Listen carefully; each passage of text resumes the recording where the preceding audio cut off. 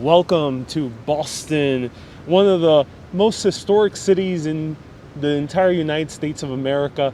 There's so much history here that I can't wait to show all of you. I'm Ariel, you're watching Urbanist, and let's explore Boston and its historic center.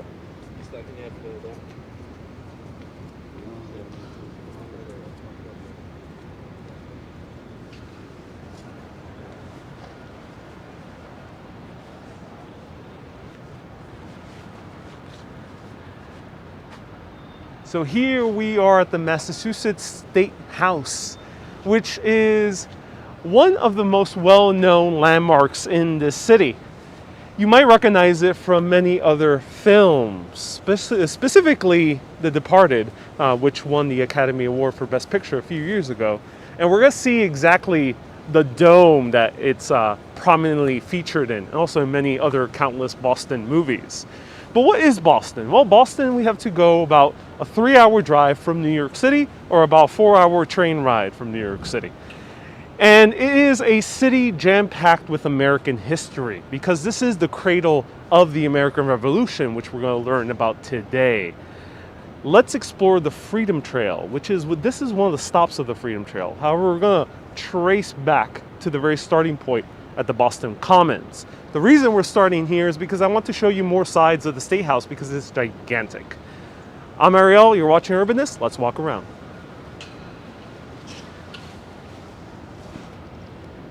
Welcome everyone, nice to see everyone here. This is Boston. Now where is Boston? Well, Boston is located in the United States of America, and I will show you right here. This is the city of Boston. Boston is a city with nearly 700,000 people living. It's fairly small when you compare to other US cities, except the difference is that the metropolitan area has more than 4 million. Now this is the State House, and let's see a few older photos of the State House, and there we see the Golden Dome on top, which we're going to get a better view a little bit later. But this is what originally the State House looked like.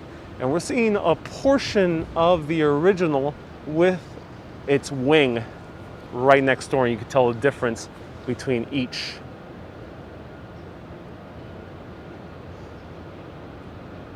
All right, let's walk around. Actually, I'll show you more of this memorial here. Hello, Judith. Hello, Kelly. Hello, Mark. Roberto, I'm in Beantown. Yes, I'm in Beantown. So much history. Yes, indeed. So this is the Massachusetts Fallen Firefighters Memorial, dedicated to many of the firefighters who have gave their lives throughout the years, including first responders that went down to New York City for September 11th. Best is British, nice to see you here. Aloha, Laureen, nice to see you here too. Hello, Carrie, nice to see you here too. Welcome, welcome, welcome everyone.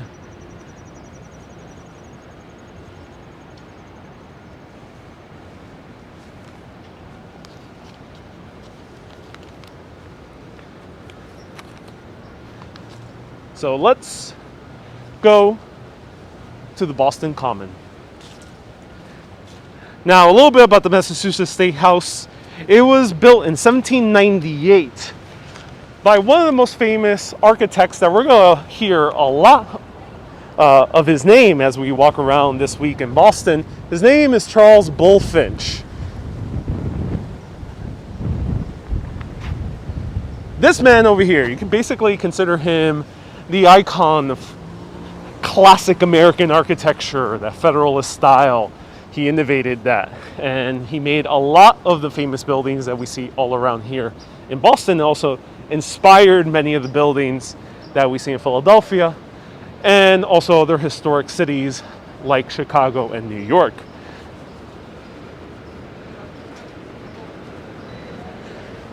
So why is this called Beantown? Because a few people are gonna say I'm in Beantown. Well, Beantown comes from apparently Boston's penchant for baked beans, or at least that used to be the case.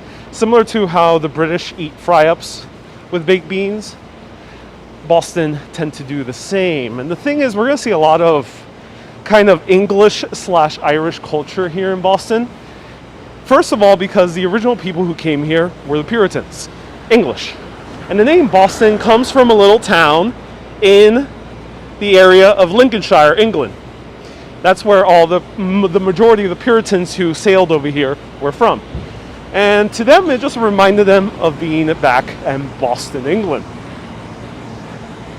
The other thing is, we're going to see a lot of Irish culture here because in the 1840s, 50s, 60s, and 70s, there was a massive wave of Irish immigration.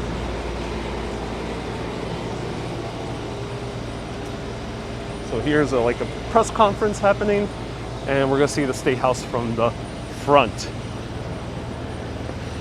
Yes, I have baked beans with fish and chips. Yes, best is British. That's common in British culture. And to me, walking around, I already feel like I'm more in England than I am in the US. Because I'm so used to New York City and kind of gigantic buildings. It's very different being here. So here we are. Look at this. The Boston State House. And Nicole, hit that like button. Yes, indeed. Hit that like button if you're watching right now. Jenny with the heart. Thank you so much.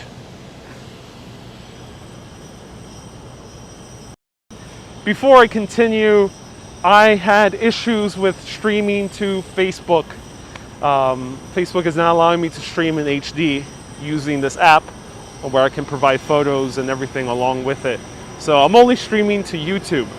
If you're watching from Facebook, feel free to alert your fellow Facebookers by sharing the link to this video in the Urbanists of the World Facebook group.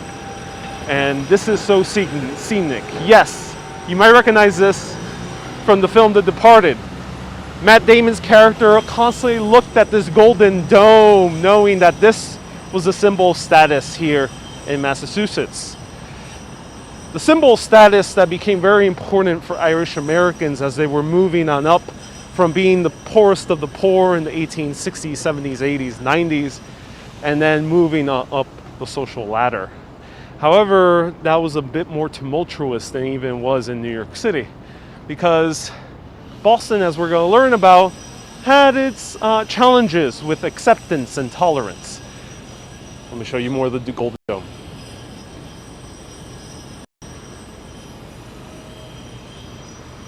Oh, look at the sky. The clouds are moving so fast. The winds are very high, so we're going to see lots of fast-moving clouds. Oh, that's so beautiful.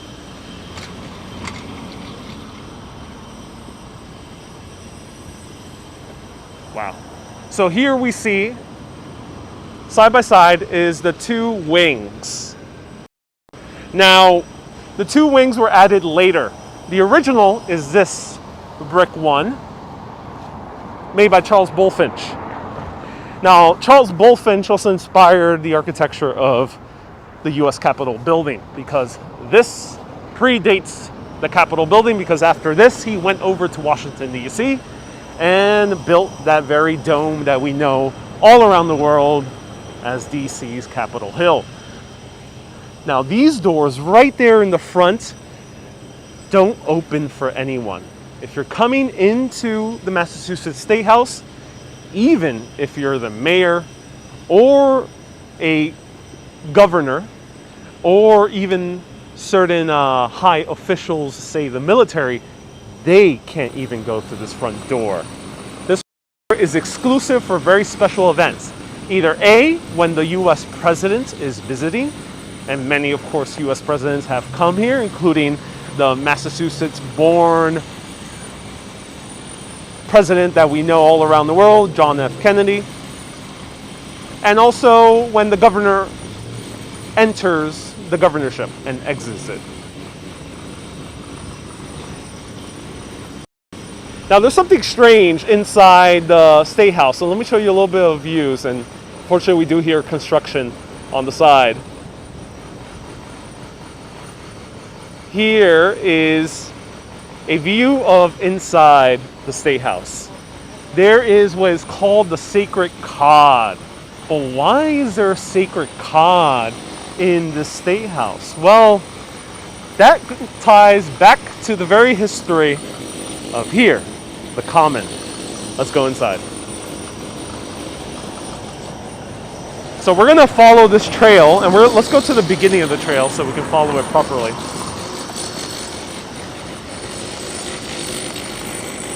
The trail's being moved, I think.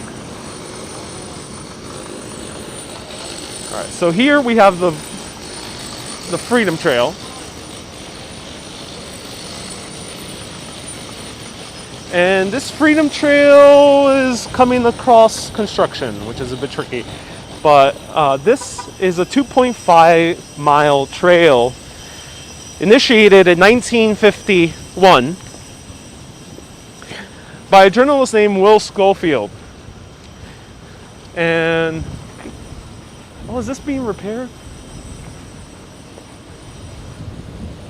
Let's see if this is, I think this might be being repaired. Let's check it out. Did they put it down? So I think this is the location where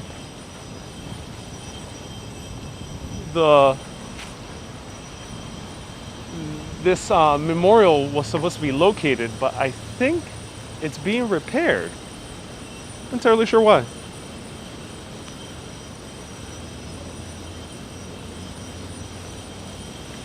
So this is the Robert Gould Memorial. And let's see if we can find it a little bit later. Maybe it's slightly moved.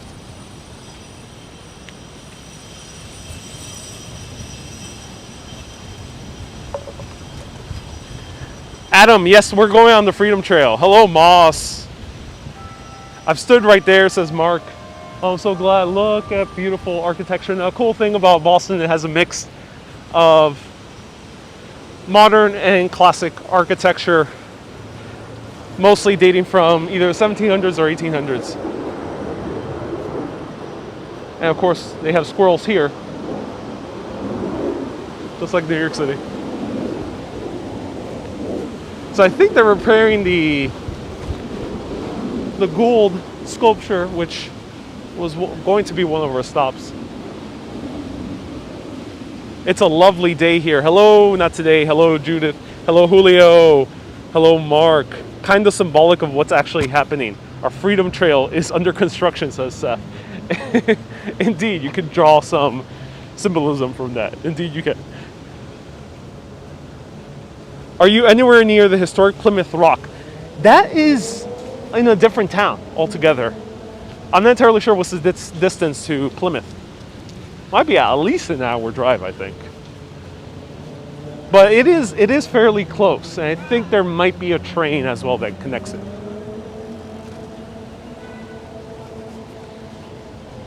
Hello, Bernal, welcome. So here's the T train.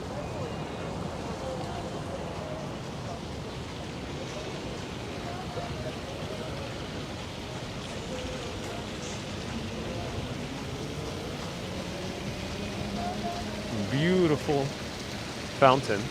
Look at this. Wow.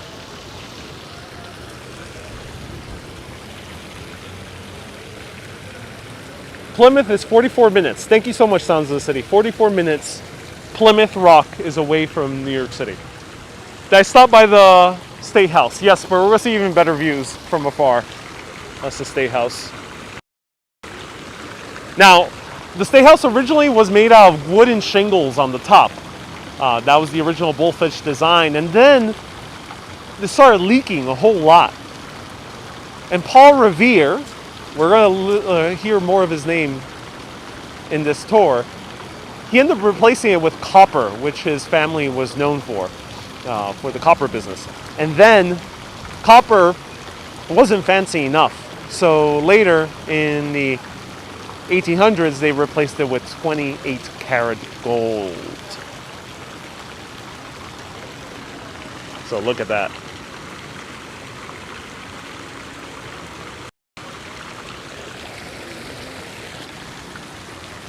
You can go anywhere by MBTA in Boston metro area. Yes, indeed. LL, I don't no, you don't like talking about politics, but can I ask a question? You can only ask a question if politics is more than 50 years old in its history. Hello, Chris. Hello, Emilio from Santiago. Hello, nice to see you here. Plymouth is about an hour away, but Quincy is pretty historic too, just a 15-minute ride away. Oh, thank you for letting us know. I do love the amazing amount of history here. Me too. So Freedom Trail.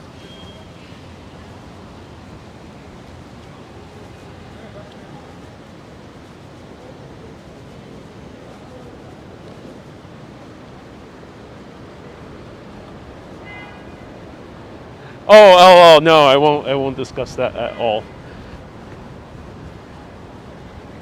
Many other great channels where you can discuss that. I'm sure there'll be way better than I am than to discuss any of those topics.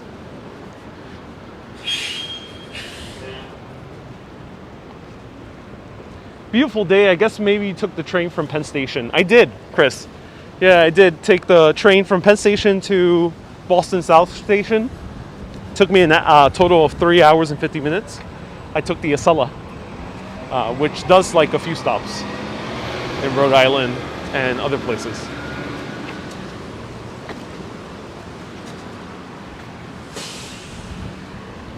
So where does this lead? Let's see where this trail leads. We're following this red line, and we're going to backtrack a little bit later because here we have a few sculptures that says religion, industry, and learning.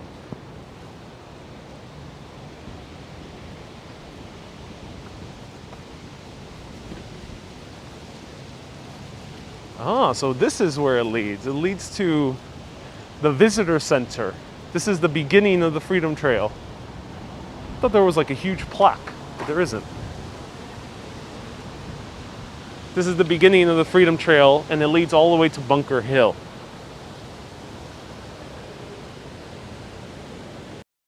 So if you're just tuning in, feel free to ask me anything.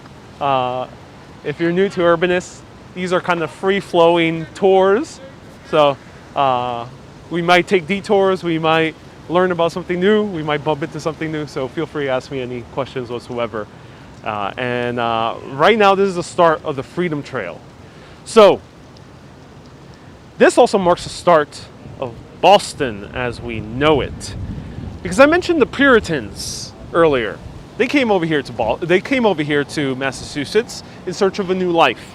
At first, they originally were intended to go to Virginia, because Virginia had great weather.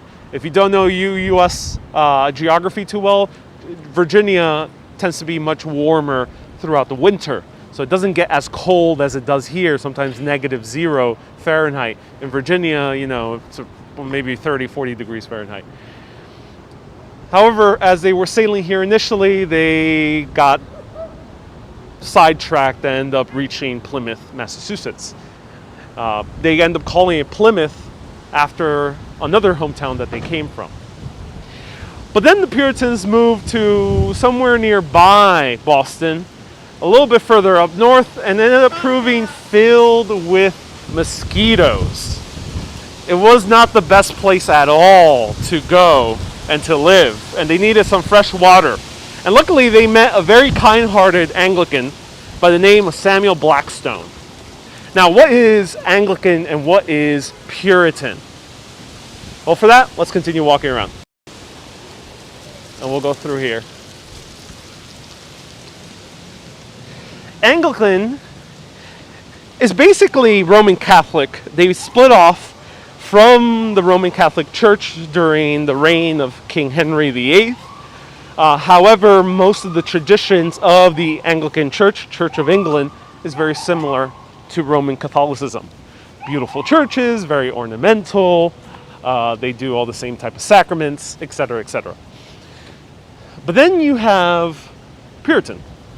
Puritans saw that the Anglican Church was too similar to that wretched Pope-worshipping religion called the Catholics. Of course, I'm saying that from the perspective of the Puritans. I have nothing against either denomination. Then there was a section of the Puritans that were called separatists. The Puritans believed that they could purify the new Church of England. The separatists thought to themselves, it's already too late for these Pope-worshipping fools. Might as well separate entirely and make a new religion in of itself. Hence, they were Protestants of England, similar to the French Huguenots in France. So what happened? Well, there was an English Civil War. Puritans were becoming a pain in the neck for the British royal system, and they started being persecuted. They started leaving in droves away from England, coming here to the US in search of a new life. Though it was very dangerous, very cold, and very hostile in certain areas. And when they initially came here, filled with mosquitoes. But then they met Samuel Blackstone, who I just mentioned is an Anglican. And he mentioned of a beautiful little area in this harbor that had fresh water and access to the sea and no wretched mosquitoes.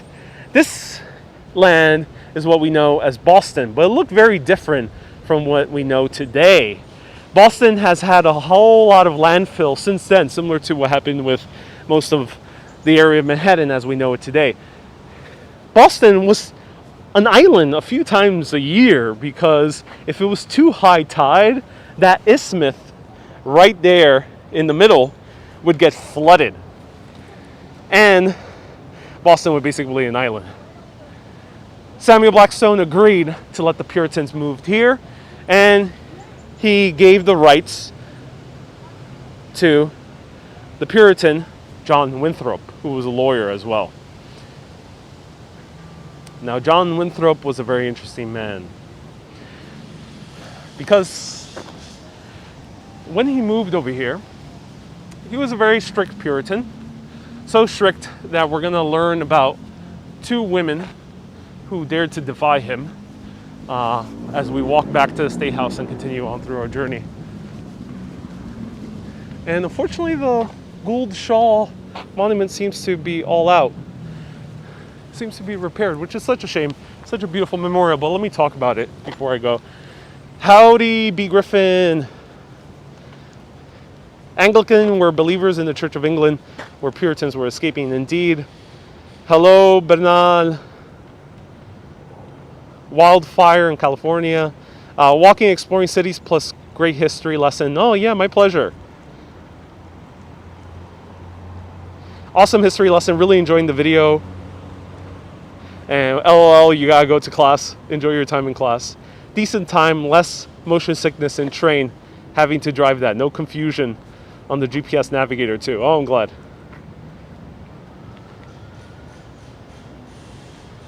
Oh, we have a lot of people tuning in. All right. So, unfortunately, this is being repaired, so I can't see it in person. But I'll talk about the image of this monument that's supposed to be right here, the Robert Gould Shaw and the 54th Regiment Memorial. Now, this was the subject of a very popular film called Glory, and I'll play a clip for all of you as I'm talking about it. Robert Gould Shaw was the son of two ardent abolitionists. I understand you don't know what the word abolitionist is. It means someone who is against the institution of slavery for various reasons. Some for decent I could use your help, Robert. Nature, you know, human laws. They don't want to continue the institution because it's just not cool. Some of them because they also thought it wasn't really profitable and it was destroying the ethics of the United States. I'm going to do it. And Robert Shaw wasn't an ardent abolitionist, and he was approached by the military to run an all-black battalion. I owe them the as much as they 54th have Regiment. given. I owe them my freedom. At first, he My life, if was a necessary. bit hesitant because he thought to himself, this is too risky of a proposition. Maybe I'm just being set up to fail. However, his mother convinced him, saying, if you dare to refuse this job, And they gotta know then that nobody's you gonna will let 'em be fight. Am I right? smearing our family Let me take history. your regiment. And thus Robert Shawl took the position. When? He's right here in the middle. He's played by Matthew Broderick in the film. Right here. See him. Now, the very important person in the front is this guy.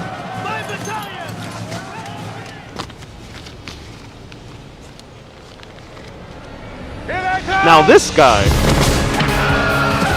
is Master Sergeant William Carney. He was the first African American to win a very special award. Long time A little I'm bit digging, about I'm that, asking too. myself when. Show you. That was clips from Glory. Here's Robert Shaw. Kind of has a similarity to good old Matthew Broderick.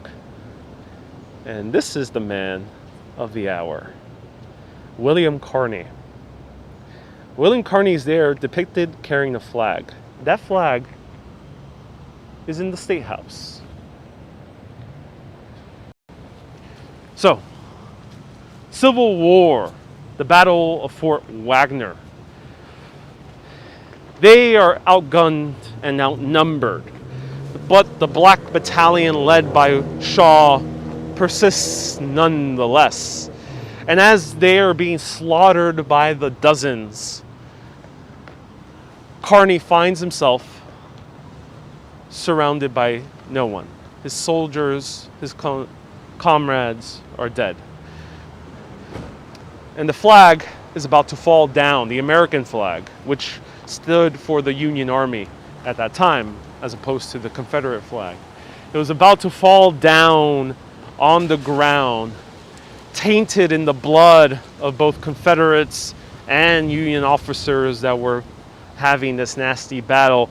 And before it fell onto the ground, according to various accounts, Carney picked up the flag, put it around his shoulders, and walked, seriously injured, back to his own friendly lines.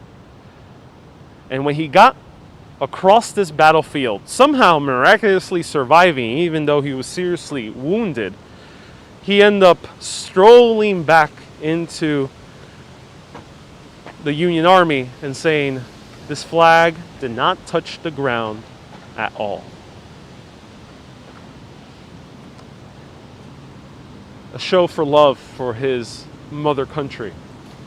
Now, according to popular misconception, a lot of people think that most of this Black Battalion was slaves or recently freed slaves. Not quite. 4 out of the 5 men depicted here behind Shaw were actually freed black men from Boston. They were born free.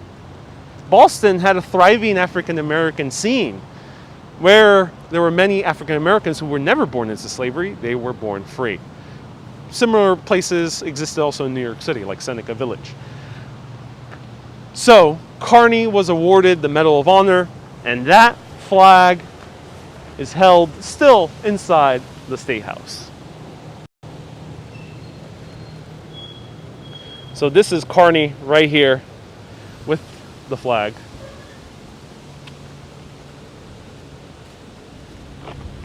And let's go upstairs.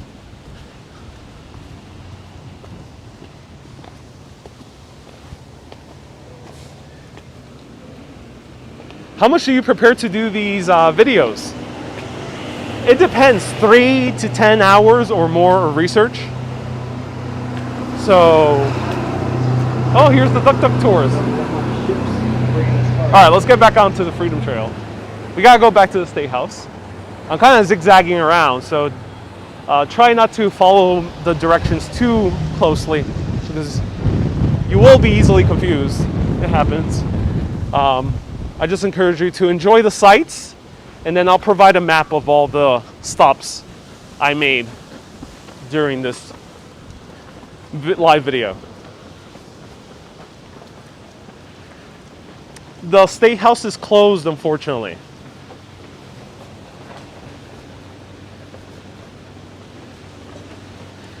But how much, and how do I remember all this info? It depends on how much I research. Boston, I unfortunately didn't have crazy amount of time of research, so I won't be getting as deep as I do when I cover, say, New York, or I've covered other cities like Rome where I had a lot more time to research. So in that case, usually I remember things, but I have the basics on hand, just in case. So just the basic dates, just so I can get at least the dates correct. Because the dates sometimes, I actually don't really care too much about the specific dates usually, and that's why I write it down. Okay, so here, unfortunately, we're closed off. I wish we can walk inside, but another shame. So much construction here, just like New York City. Right here we have the statue of Ann Hutchison, and on the other side we have Mary Dyer. So let's continue walking around. I'll just say their story as we get back on the Freedom Trail, which should be around here soon.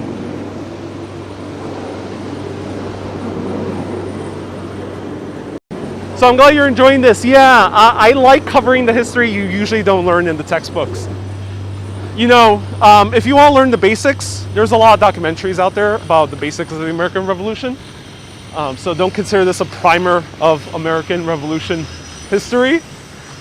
And of course, this is not a history lecture, nor is it journalism. So do your own research afterwards. All right, let's pass over here.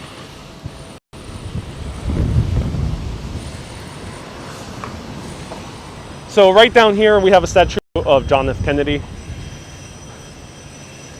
First Irish-American president and also Catholic president.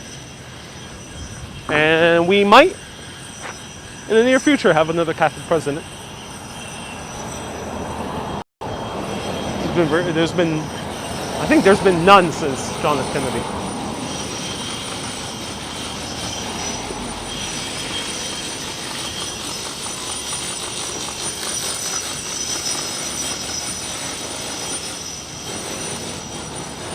Let's see if we can catch the glimpse of Mary Dyer.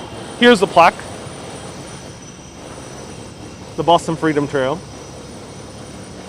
Obama's half Irish, yeah. So there's been 2 Irish descendants in office. So yeah, thank you for letting us know. Yeah, you're right. Obama's half Irish, half Kenyan.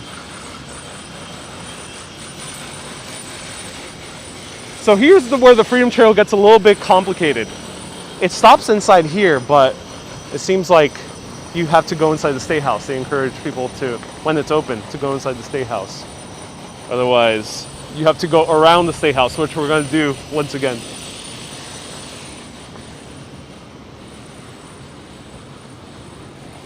But I can't see Mary Dyer's statue. Where is she? I wish this was open. Yep, can't spot her. Oh, here she is.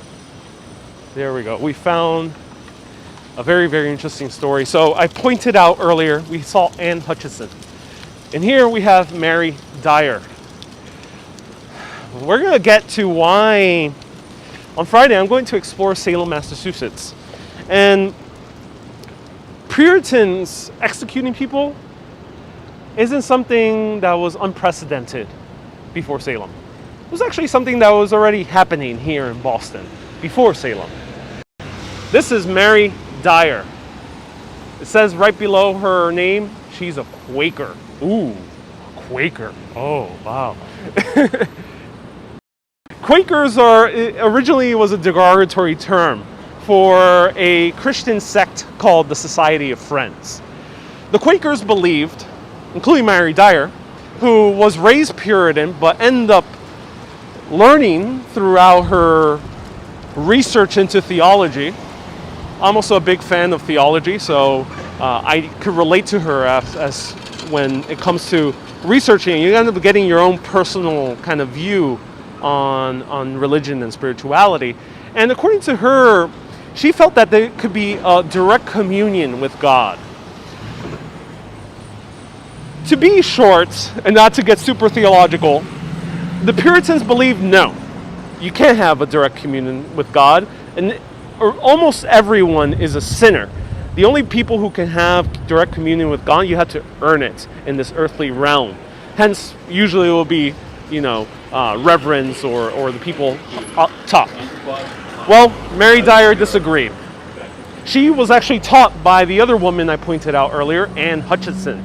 Ann Hutchison wasn't quite so far as calling herself a Quaker, but Ann Hutchison got really deeply into theology, and she ended up realizing, hey, wait a minute, why is theology limited to a dude giving a sermon in the church once a week? Why can't I discuss theology? And she started doing that. She started discussing theology with all of her female friends, and then later on, male counterparts also started visiting her. Well, first of all, the Puritans did not like what Ann Hutchison was doing. And they banished her, exiled her so she can go off to the terrible lands of Rhode Island. Now, Rhode Island is actually right below Boston, right below Massachusetts. You see it on your way over here. And lots of traffic, unfortunately. But the thing with Ann Hutchison, she had a pretty big family. And unfortunately, that family was killed once they started making their way from Rhode Island into New York. And the Puritans were like, aha, yes, Ann Hutchison was a sinner. She was a heretic after all. That's what she got. She deserved that. So poor Ann Hutchison, dead. Then comes Mary Dyer. And at first the Puritans told her, get out of Massachusetts. Go to Rhode Island, that backwater area. We don't care about Rhode Island. Well, she goes out to Rhode Island, and then later I think she does a visit to London and New York. However, a friend of hers is in trouble here, and she ends up coming to Massachusetts again to help out her friend, and the Puritans find out. And this is when they decide to trial her, because they said if you come back to Massachusetts, you will be executed. And thus she's on trial. However, Mary Dyer was, as I mentioned, she loved her theology. She knew her scripture either the same level or even higher level than most of the reverends and the clergy of the Puritans. She even claimed that the clergy and the Puritans were pretty low in their understanding of theology. Most of them were sinners anyway. Why are they teaching religion? Now, she wasn't saying this in a boisterous way, but she was quite what people would call a Quaker, kind of shaking things up. Well, something happened with Mary Dyer, and I'm not entirely sure if this is 100% true, though it is in a lot of historical records. She had a birth, a stillbirth. The baby that came out of her was horribly deformed, according to various accounts. So deformed that the midwife thought to herself, oh, this is going to be bad for you, because if the Puritans find out that you had this deformed stillbirth, they're going to know that you are a sinner and you are a devil worshiper and a heretic. So they quickly hide the baby underneath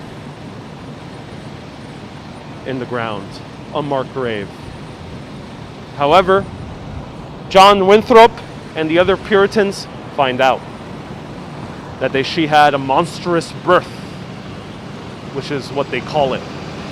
And this was proof that she was a heretic. And she was sentenced to death. The odd thing about Mary Dyer when she was sentenced to death was that she was okay with it. She said, yeah, if it's God's will for me to die, if it's God's will for me to be killed by all of you Puritans, then sure. And even as she was walking to her death, she was calm. She was collected. And some people might even say she was actually happy. Some people might even say, if you don't want to be called a heretic, or actually you will be called a heretic if you say this, some people might say she was in God's good grace. Mary Dyer was hung at the Boston Commons. No one knows exactly where she's buried because according to the Puritans, you can't give a proper burial to a heretic. Heretics only deserve to leave their bones and body out in the open for it to naturally disintegrate, be eaten by ravens or whatnot. Mary Dyer went out comfortably, confidently, and feeling okay about it. And this is what puzzled many Bostonian historians and the people of the city. Puzzled them for so long because why would a woman who was a heretic be okay with being killed?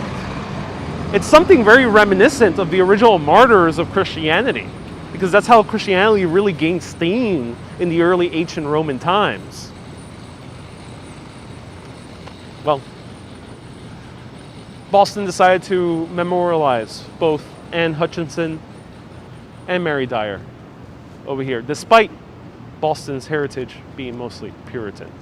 Later on, there's Catholic influences with the Irish, but they decided to put this in her honor. And we're gonna walk a half of the Freedom Trail today. Here's Mary Dyer going into her death casually, collectively. And I'll show you something of Ann Hutchison. No, this is Mary Dyer. This is Mary Dyer as well. She's at trial discussing theology. May she rest in peace. And I'm not sure if no one apparently has found her bones yet in Boston Common. Okay, so let's go back on the Freedom Trail. I hope you enjoyed that story. Let me know if you did. Now we're going to make our way. Yes, so we're going to make our way this way. So actually, someone earlier asked, is it hard to navigate Boston? Not really. I mean, it is a lot of curvy roads, but it's such a small area. Historic Boston, and here we can see some cobblestones peeking through. Historic Boston is only 2 square miles, which is most of the tourist area. Thus, you can easily walk it. It's 2 Hobokens. So now we're going to make our way back to the Freedom Trail. Robert Parker says because she was going to meet Jesus face to face. Indeed, yes, that's what she thought.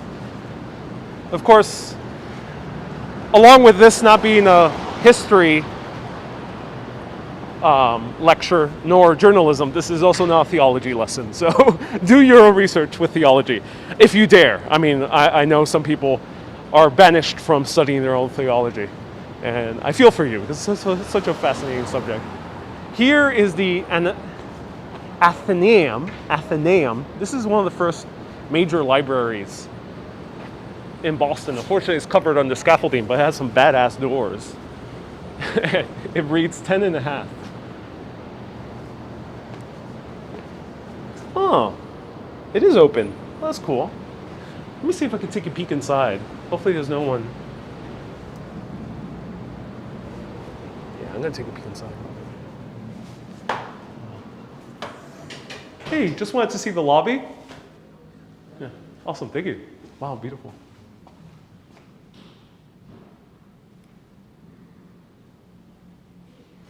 Amazing, thank you so much.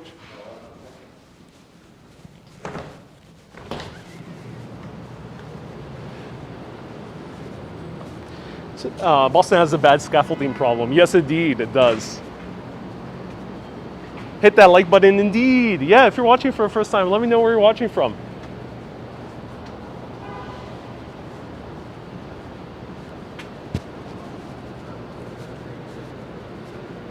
She might be buried under someone's house or one of the buildings that we may never know of. Indeed, yeah. She might be. I'm actually kind of surprised there hasn't been further archaeological research on that. What's the deal with all the red brick? Well, the newer buildings try to mimic the Federalist style and Beaux Arts style buildings that we see around us. Federalist is from the 1700s, Beaux Arts is from a little bit earlier. So here's my first food recommendation. I actually had my first Boston dinner here. It's a classic Irish pub here in Boston. Boston has a lot of Irish history, Irish American history, and they have a great beef stew, Guinness beef pie. Ooh, so good, so good.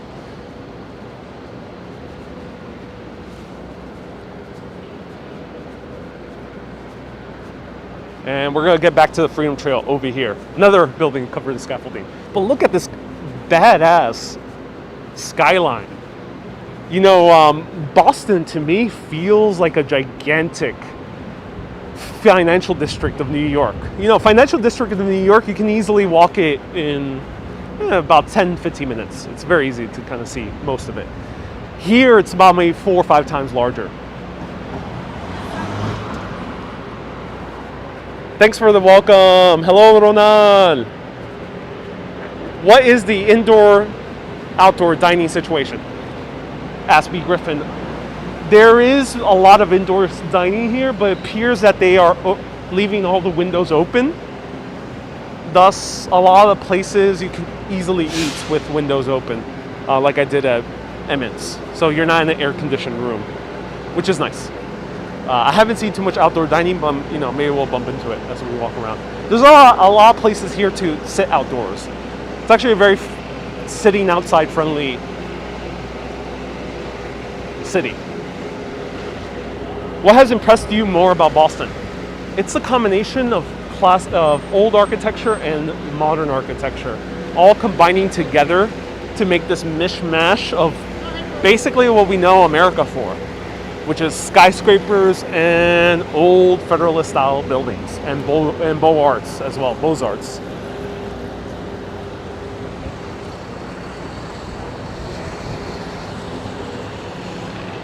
So here's the King's Chapel, which was replaced by the original wooden structure that was built in 1688. This one was built in 1750, and it was the first Anglican church in Boston, erected on the old burying ground right next to it. And luckily it's open, so we can see a few awesome burials. And this was also on the former site of the Latin School, which we're going to see right behind it. Now here is the Freedom Trail, and we're back on it, and we're going to walk a little bit further up over here. Ooh, wind is picking up. Oh my god. Whoa, I'm going to be blown away. You'll just have to imagine it. Yeah, you'll just have to imagine it. But at least we have an obelisk. You're not too far away from Fenway. Yeah, Fenway I might do in the weekend.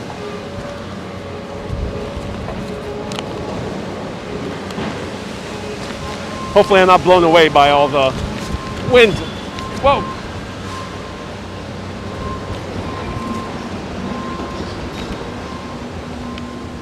So this is the oldest burying ground in all of Boston, dating back to 1630.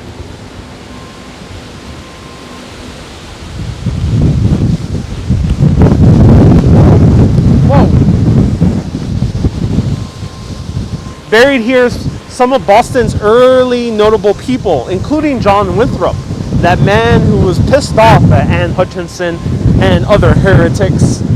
And also Frederick Tudor, who was known as the Ice King. Whoa! So, you know those horror films where they suddenly go, or adventure films where they go into the graveyard and suddenly there's a draft, a chill. That literally happened right now. That's funny.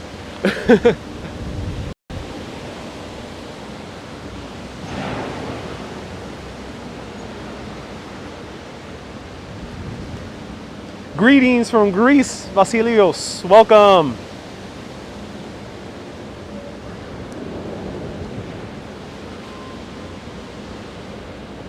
blown away by its architecture and history. Yeah, I'm blown away too, both literally and metaphorically. So here's the burial ground for William Dawes Jr., who was the son of Liberty. And we're going to learn a little bit more about the Sons of Liberty soon. And it's asking not to go on the gravestones, but let's get close to one of here. They're very thin. Yeah, the gravestones are thin. And the reason they are thin is because they were kind of cobbled together. Technically, the original burials were kind of done all around, and families were buried kind of in clumps together. Thus, it was a very messy graveyard before the late 1700s. However, because they wanted to preserve the history, they ended up making a very orderly graveyard, though the people mentioned here, such as, let's see, the body of M. Thomas Burton. M. Thomas Burton might not actually be buried directly underneath his gravestone, because they don't actually know where M. Thomas Burton is. He might be somewhere else, along with all these other people. What is this building? I don't know the building to my left, but this is the Boston Latin School, which we're going to learn about.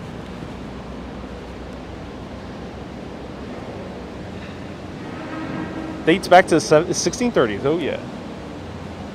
I should have worn a jacket today.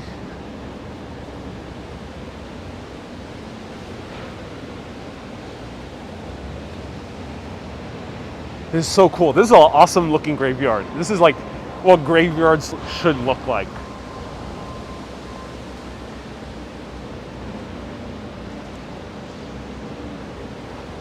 Oh, I love this. Look. The Ice King, the Castle Canton, and the She Merchant. Oh, I love that title. It sounds like a title for a fantasy novel. And we have a tomb of James Smith, not John Smith. Okay, almost got me there. He immigrated from Scotland around 1709. We have Elizabeth Murray Campbell Smith Inman, colonial Boston most influential she merchant. So she was a merchant from the early age of 23. Whoa.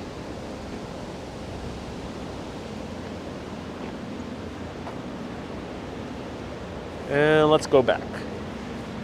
And here's the church from the back, the very first Anglican church in Boston.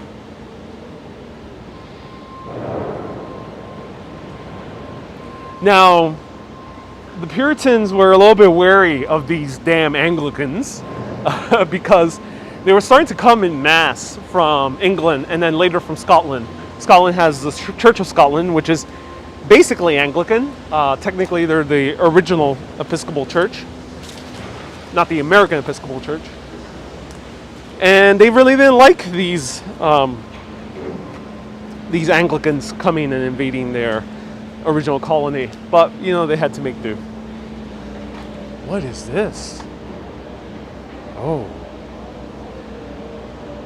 Hannah, yes, I appreciate you pressing that like. Whoa, what is this? Why is it so deep? Oh, I wish I had a coin. Oh, if anyone can let me know what this is. This was not something I researched. What is this? It looks so deep. Let me try a whistle into it. Oh, it smells bad. Ooh. I don't have a coin with me. Oh, so cool. Might be a well. I wonder if it's haunted. Brendan, longtime patron. Thank you so much, Brendan, for being a patron for so long.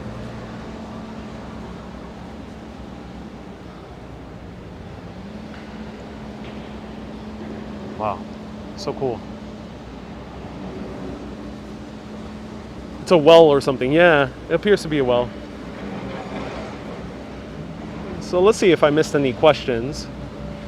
How old is the graveyard? 1630s. That's sort of like Trinity Church. Yeah, indeed. It's sort of like Trinity Church. All right, everyone, we're back on the Freedom Trail. There should be a song for the Freedom Trail, just so we can sing it along as we're skipping along on the Freedom Trail.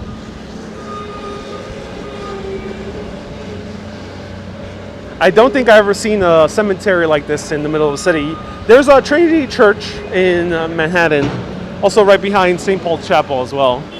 Uptown Manhattan also has a few in Washington Heights.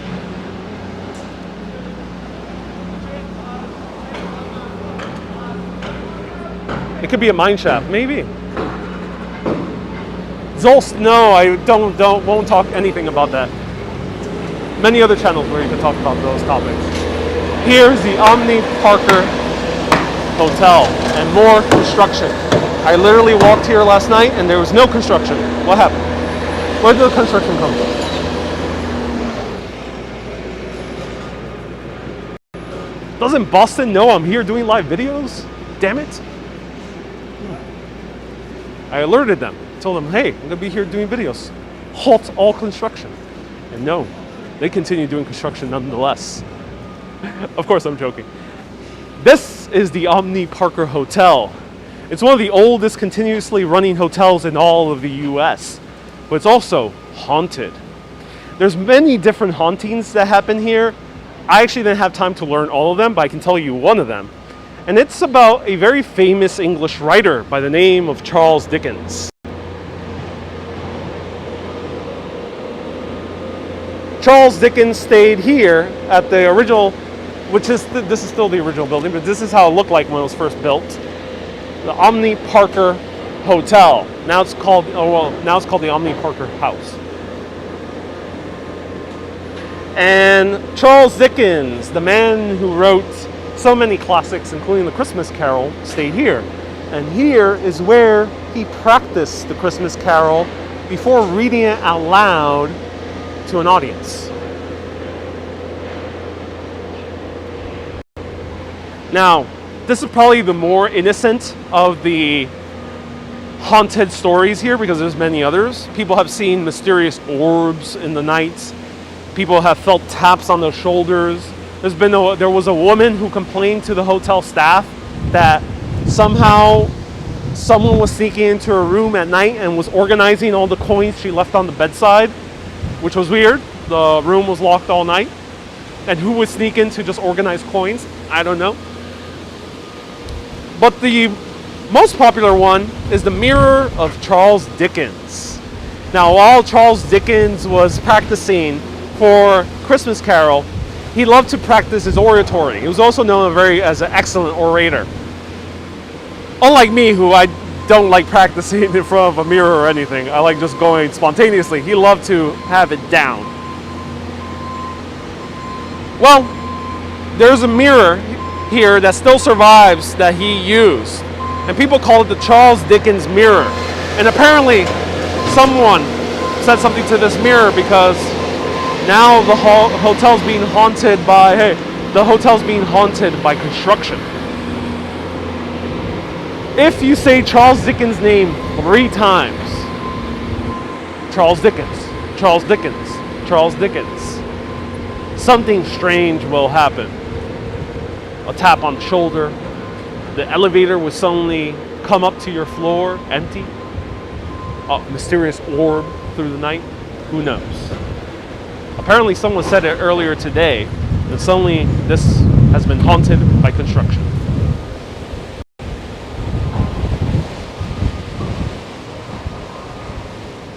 And here's a sky bridge, which is really cool. That's awesome.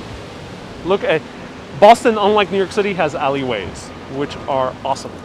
It's awesome seeing a city with alleyways, and that's why there's no trash in the streets, unlike New York. Do I like hotels?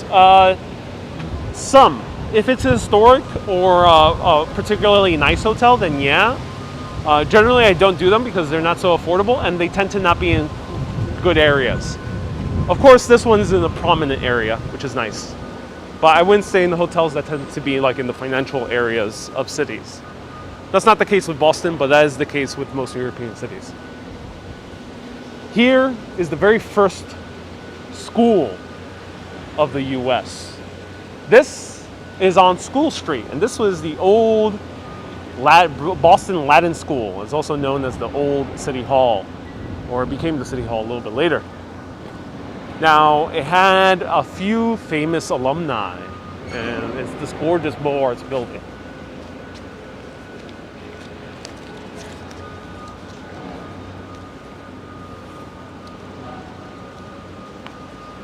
So here is one of those famous alumni, Ben Franklin himself. Ben Franklin is a founding father, most likely the most famous founding father, I think, to people who learn some American history in Europe. He was also known in Europe during his lifetime, mostly in London and Paris. He was campaigning originally before the Revolution to make Boston, or actually to make Philadelphia the new London, but he was born here in Boston. Now, he also attended this school along with the likes of Paul Revere and Samuel Adams. Actually, not Paul Revere, it was another founding father. Robert Payne, I think was his name. Robert Payne and Sam Adams. But this guy, unlike Sam Adams, dropped out. Now, you would think that a person who would drop out of school would lead to nowhere. You know, he would be destitute and maybe just become a cobbler. Well, no, Ben Franklin ended up being an inventor. He ended up inventing bifocal lenses. He also ended up finding unique ways of harnessing electricity and many other countless inventions, and also ended up becoming one of the most famous founding fathers in US history. So that's what happens when you drop out of school. And stay tuned on Thursday because we're going to learn about another dropout, Mark Zuckerberg.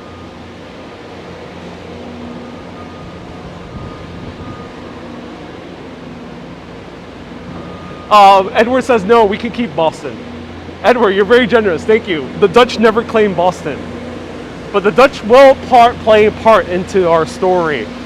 Let's continue walking around. Am I in the north end of Boston? No, this is considered the south end. Not South Boston, but the south end. It does get a little bit confusing here with their usage of south, east, and west.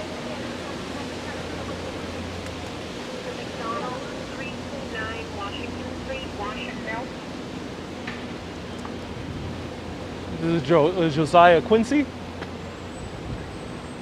another famous man of American history. And what is the donkey? I think the donkey represents the original political party. It might be the original Democratic Republicans. The parties that we know today, Democrat and Republican, are very different from the original parties. So when you hear the original parties were Democratic Republicans and Federalists. Very different from today, but maybe the donkey represents the original Democratic Republicans. Here's the Freedom Trail. We're still following it to our next stops.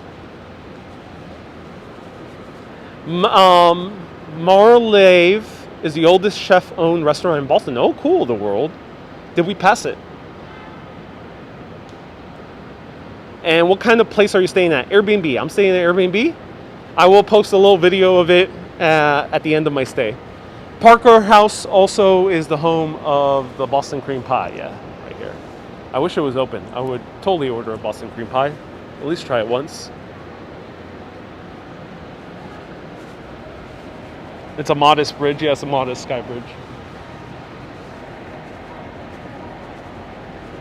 A ghost shows up with Boston cream pie. Oh, that'll be a nice ghost. I like that type of ghost. Ruby.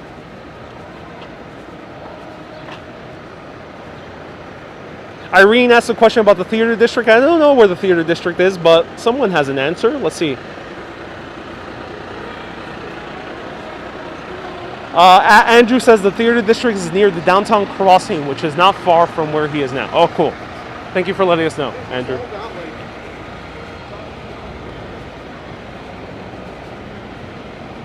So, ladies and gentlemen, this is the historic Chipotle. Is it the very first Chipotle in history? No. Chipotle moved in somehow into this classic landmark. I don't know how, but this is known as the Old Corner Bookstore. It was built, this was originally a residence, and this building that we see now was built in 1829 by booksellers Ticknor and Fields. And a lot of famous writers came here, with the likes of Hawthorne, who wrote the Scarlet Letter, Longfellow, which we'll learn a little bit more about soon, Stowe, Emerson, very famous, and Thoreau, who were both known as transcendentalists. combine kind of like original like Quaker sensibilities of learning theology, but it being a little bit more general about it. And many other British authors. Potentially Dickens also came here. Most likely, because he was staying around the corner.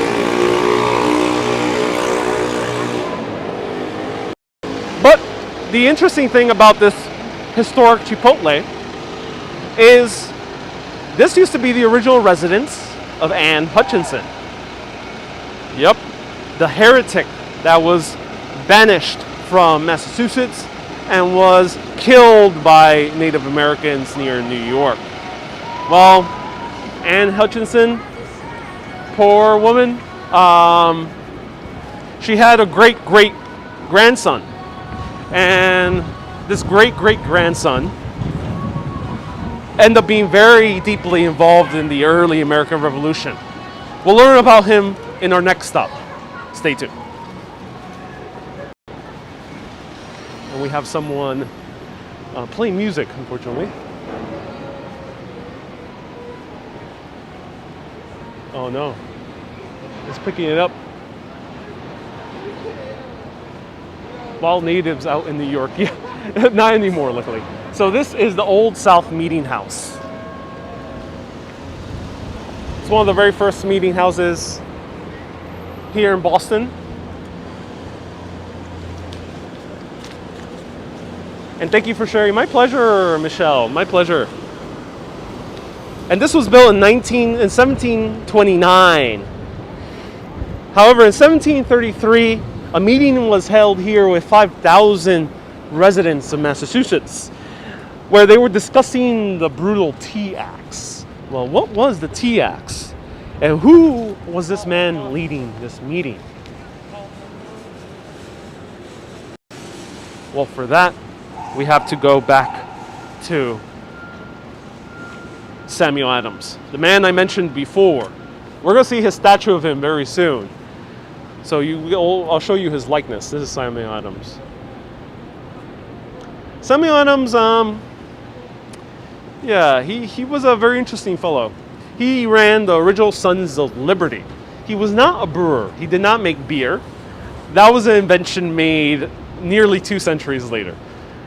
This guy was the original fire starter for the American Revolution. Starting here in 1733, where he held a meeting with 5,000 people in Massachusetts, ranting against the tea axe. Now, what were the tea axe? Well, the tea axe was against, the tea axe were a series of taxes on tea, which you had to pay the moment it came here to harbor. The reason Britain passed this, I think I said 1733, but this was later, 1773. The reason this was passed was because Britain had to recoup costs from the war that they had with the French. It was called the French Indian War here in the US, and it was called the 7 Years' War in Europe. It's basically a proto-World War I. It's a proto-Great War because it involved a whole lot of European powers beyond Britain and France. It also involved Prussia and a bunch of other people, and also was fought here with Native American tribes. And Americans were also involved. Well, soon became Americans. Well, the thing is, these Americans, people who lived in Boston, weren't buying tea from the British. And the British knew this. And they were pissed off because why is a British colony not doing business with their homeland? Who were they doing business with? Well, this ties into what Edward just said, that we can keep Boston. Well, they were doing business with the Dutch. The Dutch owned New Amsterdam, or about 100 years before. And the Dutch were still doing business with the Americans. And they were offering far better prices. And thus, the British end up putting the tax so they can at least get some kickback from that. Well, they were all pissed off. And as they were pissed off in this meeting, Samuel Adams got everyone in a rage, and they all stormed out of the Old South Meeting House and went out to the Boston Harbor to have a good old tea party. Oh yeah.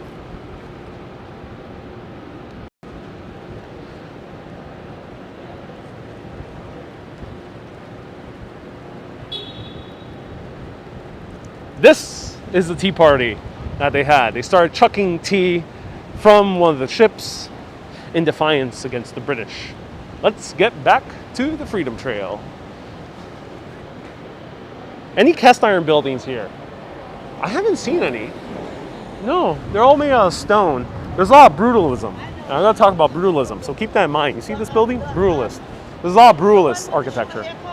So, their classic is Federalist and Beaux-Arts, or Beaux-Arts. And the modern, we have a lot of like international style, and we have brutalism. I haven't seen cast iron yet, but I am sure there's a few, especially more in the industrial areas.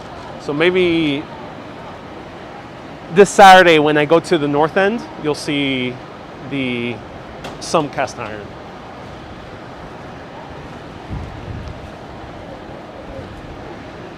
Why was the Tea Party not part of the Freedom Trail? Yeah, you know what? It is not part of the Freedom Trail because I think the Tea Party stop that exists now is mostly a tourist attraction. I think they're approximating where the Tea Party was, but I don't know the full details. Oh, ladies and gentlemen, I think this is one of the old bookstores here. You guys want to investigate?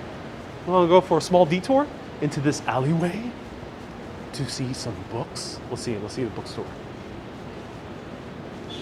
I'm new in YouTube. The like button is right below the video. It's the thumbs up. Here's Commonwealth Books. $1 books here, everyone. $1 books. Not so many people. Yeah, this city is much emptier. Yeah, I think it's been the case because the city's not so populated. There's only about 700,000 people in Boston City proper. And metropolitan Boston is pretty large and it has about 4.8 million people. So it's not that many. So I'm gonna sneak into this bookstore.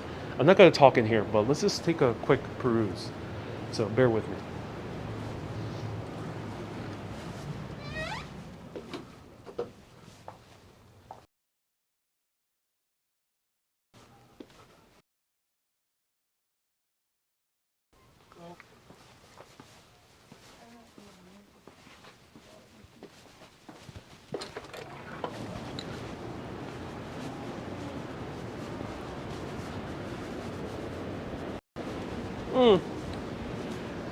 Bad service.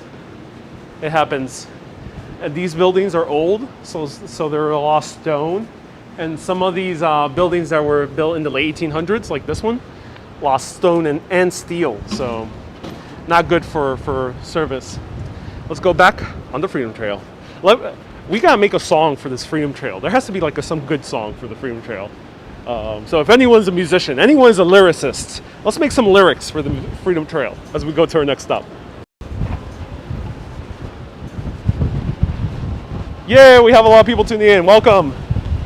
Ooh. Look at this cool building. So many cool buildings here. I could easily do way many tours here. I don't think these 6 days are going to do justice to seeing Boston in its entirety. So if you come here, do consider coming here for a little bit longer if you love history. More brutalism, but we're going to see the worst of it all coming right here. Whoa.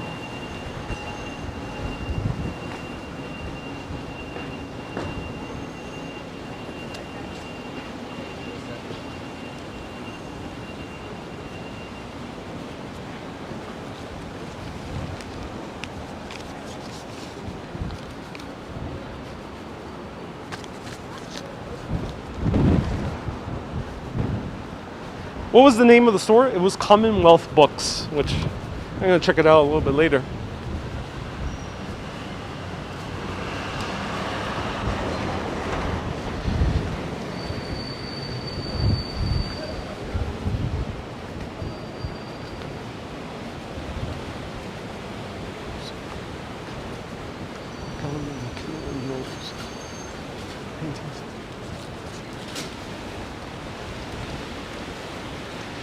Can I do an Art Deco tour? I don't think I'll have time for this for this week because there's already a lot already awesome American history, but I will point out Art Deco buildings if we pass by. There's a few here in Boston, so stay tuned on Saturday when we see more of Boston. Here is the State House. Now this was originally the headquarters where the royal officials used to meet. And this was built in 1713. However, on May 5th, 1770, something happened along these grounds. Before we get to that story, let's look at the top. Oh, actually, we can't look at it from this side. It's on the other side. Let me show you more details.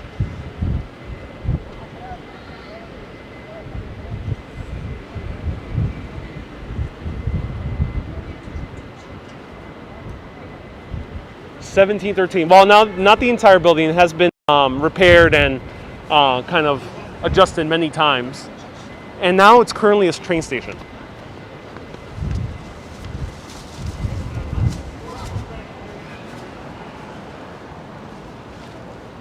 So March 5th, 1770. What happened here? Well, let's go around the Freedom Trail. You can go inside the State House, not now because it's closed, pandemic, but you can go inside to the train station. Boston has a subway station that's technically 1 year older than New York. It wasn't quite comprehensive, so New York does take credit for having the oldest subway station, but Boston likes to take some of that credit, saying that they are actually the oldest.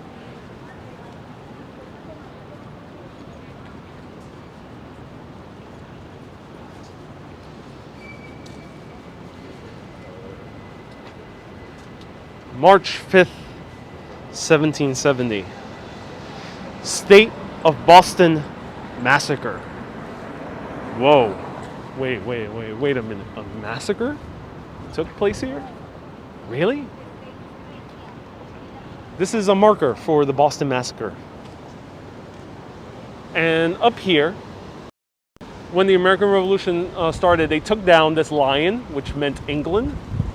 And they also took down this unicorn because England united with Scotland, and this symbolized Scotland.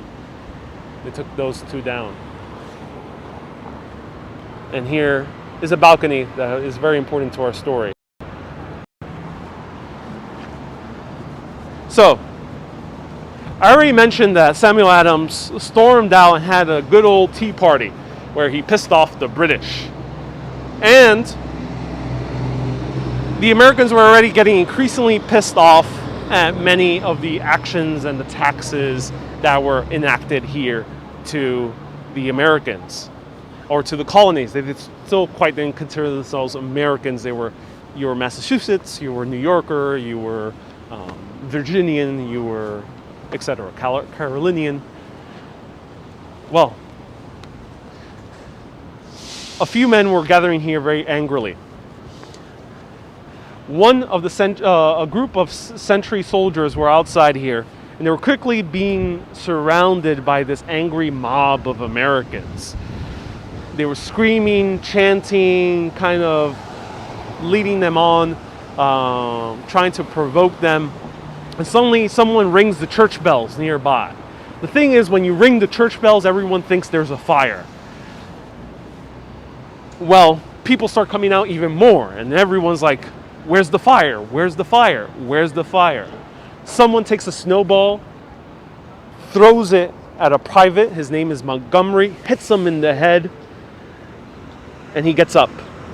And people are saying, where's the fire? And then suddenly the chanting turns from where's the fire to fire, you damn fools. Fire, fire. And Private Montgomery gets up and he's like, yes, F you, I'm gonna fire. And he fires straight into the crowd at the guy who threw the snowball at his head. The thing is, apparently, according to Montgomery, the snowball actually had a rock inside. So this was assault of a officer. Well, the other soldiers are getting confused, and the person who was running it, the captain, he yells, why did you fire to Montgomery? And suddenly the other soldiers, because there's so much commotion, they don't hear the full question, they just hear fire.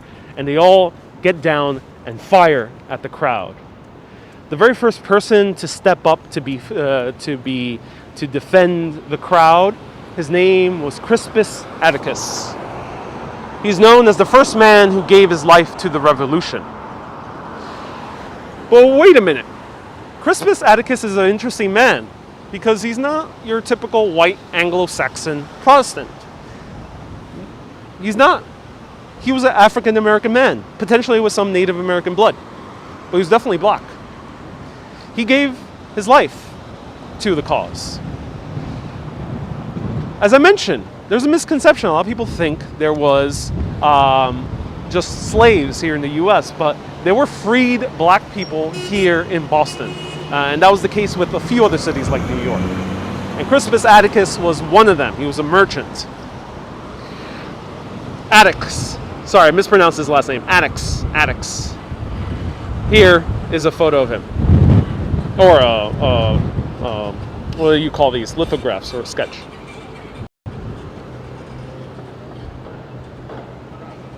And here is a depiction of the massacre. But wait a minute. How many people do you think died in this massacre? Let me know your guesses in the comments. How many people do you think died in this massacre? You see this lithograph, right? Soldiers getting aligned in a volley to shoot the crowd. This is called a massacre. How many people died? If you know your American history, don't answer. But if you don't know American history, for the European followers out there, let me know how many people died. I'm very curious for anyone who's watching outside the US.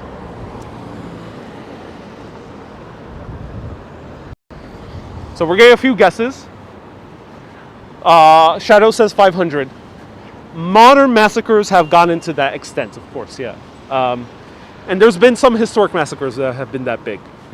That might have been a little bit too big for US standards, I think. If something along that scale happened, then I think it would have been much more serious, heated start of the revolution. So Cynthia has a little bit better guess. She says 20. Adam says maybe a couple hundred. So massacres did happen during that time where a few hundred died. Anywhere between 20 and 200 died. The French Huguenots were massacred in France, Paris, France. The Protestants, the Puritans were massacred in England in a few instances. Those two instances, they were in the hundreds. Here, this massacre, not to make light of the people who died, but I want to be very specific. Only 5 people died. Now, every individual life is very important. No one should have died. About 5 more were injured. No one should have died, let me be clear. But hey, how's it going? But to call it a massacre, this was the work of Samuel Adams and his compatriot, Paul Revere. Paul Revere was a little bit of a propagandist. Of course, they've done many good things for this country. Of course, we have this beautiful democracy we have today that has grown and done many positive things in the world. But I like being a little bit more nuanced in history. I don't want to just give you the stuff you read at the textbooks that just tells you this was a massacre and that's it, end of story. Let's be a little more nuanced. This is not about being critical. This is not about being even revisionist or nitpicking. But do you think this is a massacre? Because in England, this is known as the incident. It's not known as a massacre. Massacres, they should be used when it's much more serious circumstances. And this is what Samuel Adams and Paul Revere did in their benefit.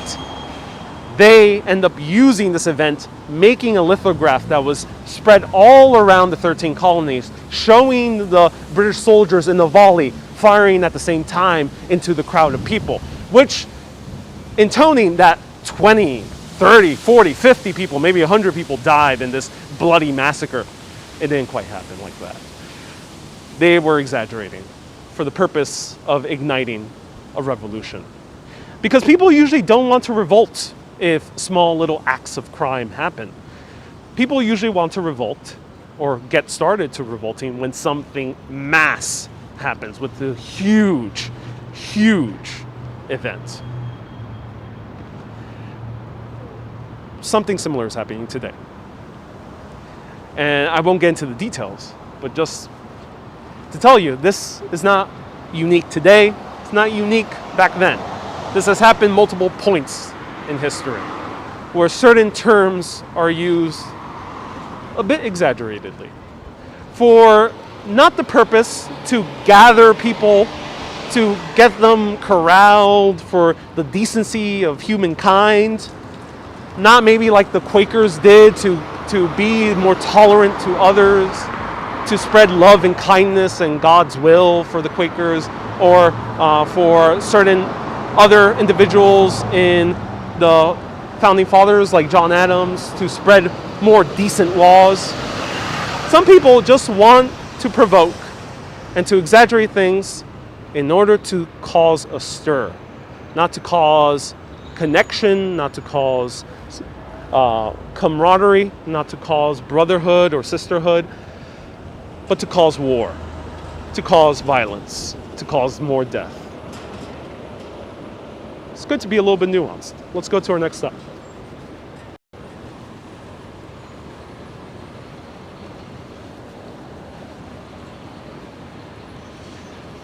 Do you know the Revolutionary War started in Concord and Lexington? Yes, it did.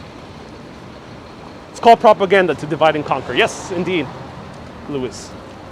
I'm reading an interesting book on Paul Revere's ride. Oh, cool.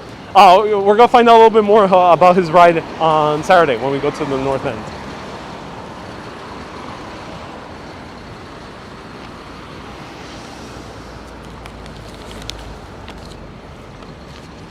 Here we have Boston City Hall. This, to many Bostonians, is known as the ugliest building in the entire city. So many Bostonians hate it that they are potentially going to remodel it to make it a little bit more pleasant on the eyes. Well, this is a style of architecture that took the US by storm. It's called Brutalism. Brutalism believed in poured concrete. It's actually, let's get close up to it. Poured concrete. It was a counter style to international style, which was a lot of glass and steel. So they thought this was boring. They thought all these buildings look the same. Let's make this brutal structure. So here we have Brutalism, poured concrete, so it's not even treated concrete as you would see with other buildings. And the other thing is they want to make a lot of the internal structure of the building very obvious. So you can see the rooms and you see these wedges. These wedges are the actual phone lines, cable lines, electrical lines of the building. So all these wedges are actually part of the infrastructure of the building. This was built in 1968 by an architectural firm that won the contest from New York. And their names are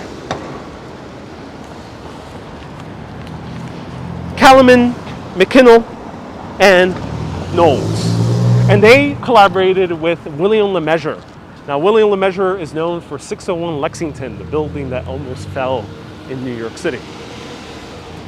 Well, this is very different, that's for sure. And Brutalism does indeed look very good in black and white, so let's do something creative over here. This is the first time I've actually done this. Let's see. Let's see if we can make Brutalism a little bit more pleasant. Actually, let me go across the building, across the block.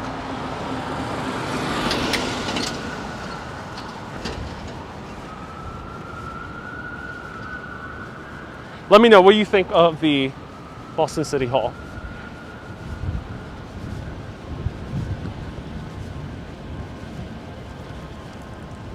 And let me cross over here. Let me get back on the Freedom Trail because we have just one more stop after, right here, this is our last stop.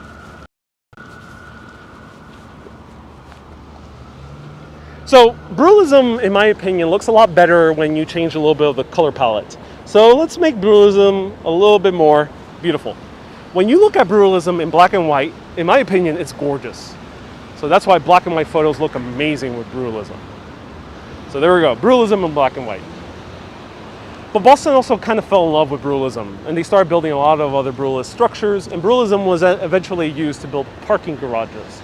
And that's why when you see it today, and you're not so familiar with the history of architecture, which a majority of people are, it's normal to not really study architecture too closely, they just assume this looks like a parking garage. And it's because parking garages were inspired by this building and many other classic Brutalist structures.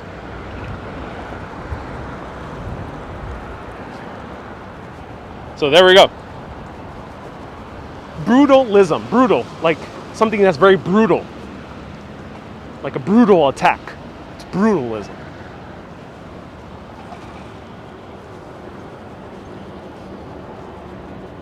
And actually, I'll show you a few photos of how it looks like inside. So here's an aerial view.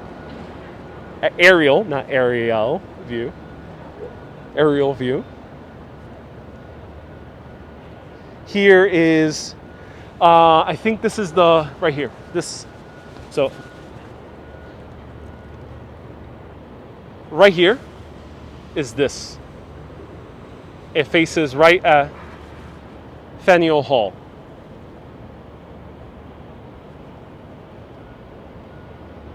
And I'll show you the lobby right here.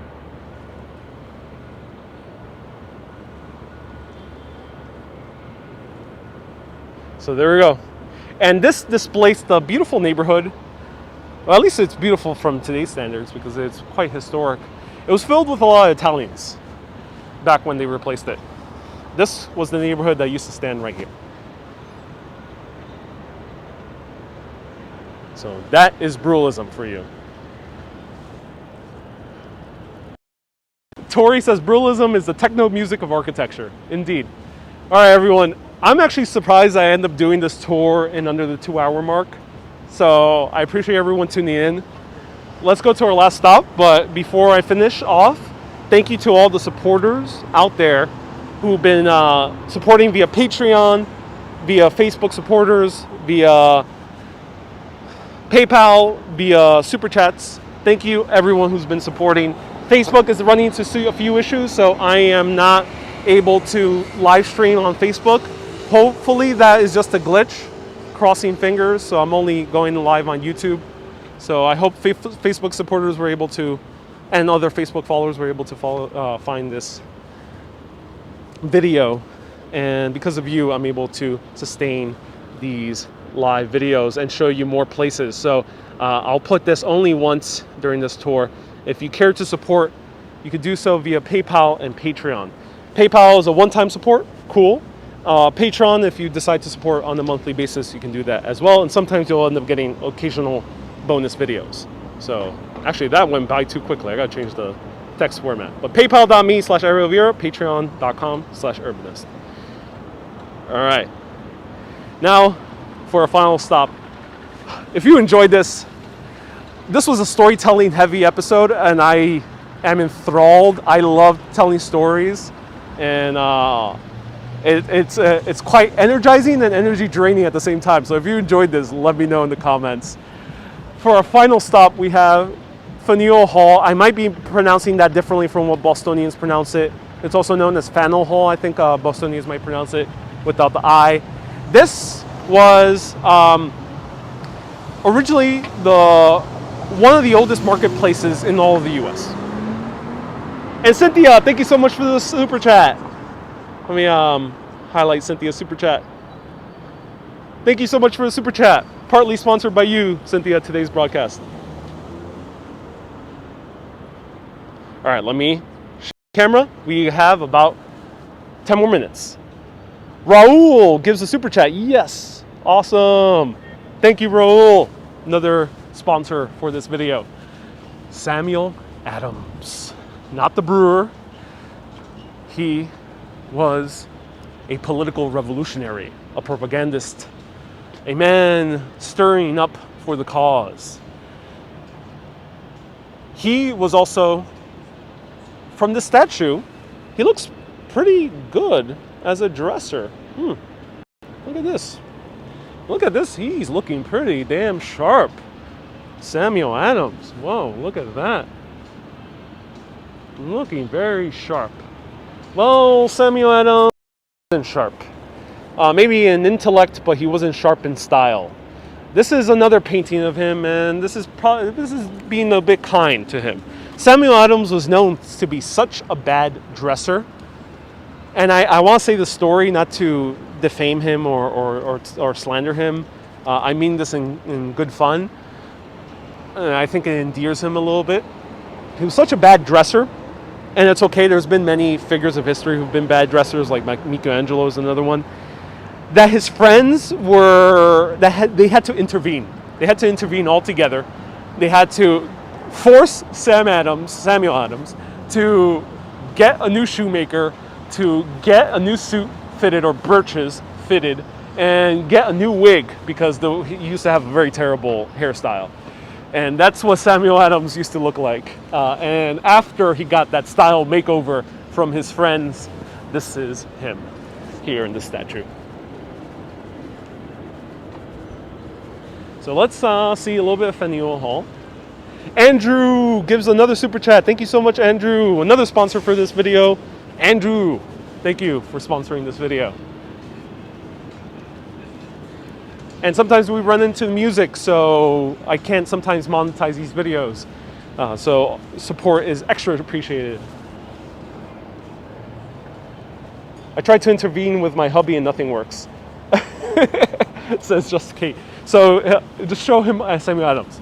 You can show that, hey, a founding father. He was a founding father because he did sign. Yeah, he did sign. You can tell him a founding father was involved. Even a founding father was able to have a style makeover.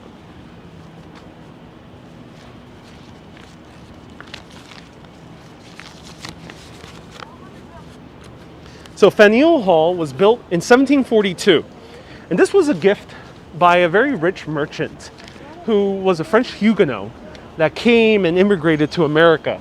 As I mentioned, there was a lot of religious freedom here. And we had Puritans who weren't tolerant of anyone else, but at least if you weren't a Puritan, you can go to Rhode Island or New York. And Peter Fenio was one of those guys. However, Peter Fenio, the way he made his money was through the slave trade. And he decided to gift Boston a marketplace. I think there wasn't a market here for slaves, as far as I know. But he was a slave trader, he himself. And he decided to gift this to Boston because they lacked a unified marketplace and also a meeting house. So this is a combination of both.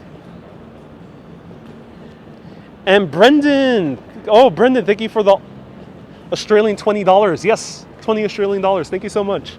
I really appreciate that. Thank you so much. Now, Fenio Hall was also the meeting place where they discussed the very beginning of the American Revolution. And this is where America began. This city is where America began, and there's much more to this Freedom Trail. And this is the Quincy Market.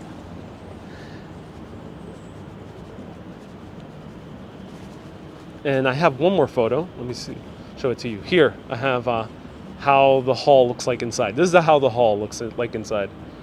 So you can imagine the original founding fathers all meeting inside there. And Judith, yes, Judith, another sponsor for this video. Thank you so much, Judith.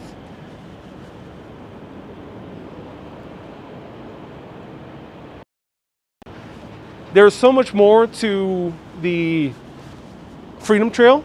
I almost did half of it. There's the other half. Stay tuned on Saturday where we continue exploring the other half. I go live every single day at 1 p.m. here in Boston until Monday, October 5th. So tomorrow you'll see Harvard. Friday you will see also Salem, Massachusetts. There will be a bonus live video on 10 a.m. on Friday as well with a local from Salem and a fellow YouTuber. Also, potentially tune in at 9 p.m. today. I might be able to live stream a ghost tour. Crossing fingers, hopefully they won't mind the camera. This is the birthplace of the American Revolution, and whatever you think about the American Revolution, remember, it's not so clear-cut as they show in the history textbooks.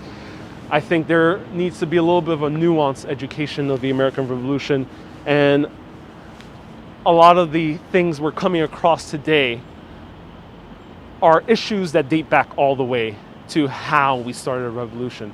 Because in history, we never truly forget things.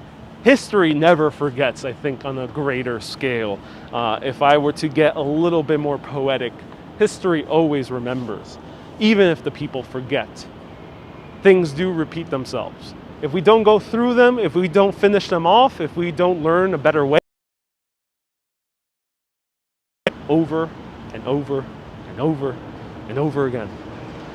Thus, when you're walking through Boston, take a little bit of time.